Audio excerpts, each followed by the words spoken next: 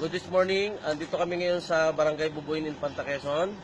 Kakausapin natin si Nanay Narcisa Romantico Abillanida.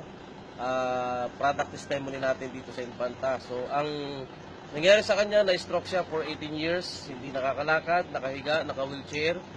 Pero dahil sa paggamit niya ng bone name at saka ng PICAP natin sa Long Ridge, so ito na siya ngayon. Kakausapin na siya ngayon. Nasa kanyang wheelchair siya. Pero siya na magkakwento kung anong nangyari. Ayan. Si Nanay Narcisa. Papayak tuloy si Nanay. Sige.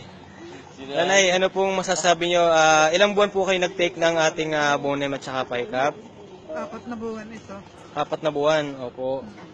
Ilang bone name po na consume nyo na? Ay, yung magamit ko bali 4 na balot lang. Balot. Opo, opo. Kalahati Isa't kalahati lang na box? Kalahati lang. Kalahati ng kalahati. Opo. Ay, ano pong naging paramdam nyo? Di ba nabanggit nyo sa kagabi, yung kamay nyo hindi nyo may galaw, may sulat. Oo, pero kahapon sa seminar, di ba, sa nakapag-fill up na kayo ng attendance natin. Okay. Sige po, ano pong na-experience nyo dun sa ating products? Ay, para akong pinag-ihiman. Oo. Ano na? Umiyak na si Nanay. Imagine mo nga naman, 18 years, bedridden. Okay. So ngayon, Nanay, kaya nyo nang tumayo, kaya nyo nang kasi, di ba, namasyal na tayo kanina, syempre, Kaya ko na. Sige nga po, tingnan natin yung 18 years na bedridden. O, di ba? Tsaka pansin nyo sa pagsasalita ni Nanay, hindi siya siwi, kumbaga hindi islang. O, di ba?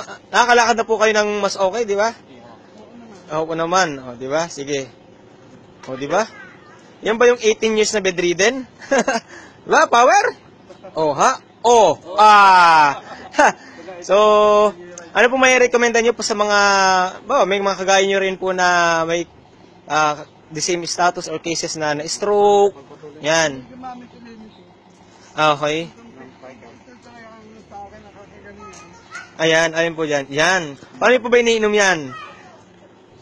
Hinishake nyo lang. Every morning?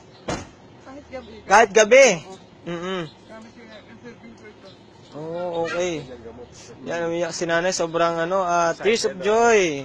Imagine mo nga naman, sa parang himala ang nangyari sa kanya na for the past 18 years, ngayon hindi niya akalain.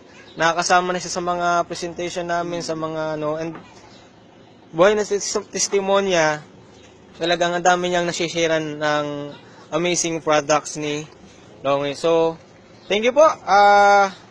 Once again, in Infanta, Quezon. Long Ridge for better life and better future.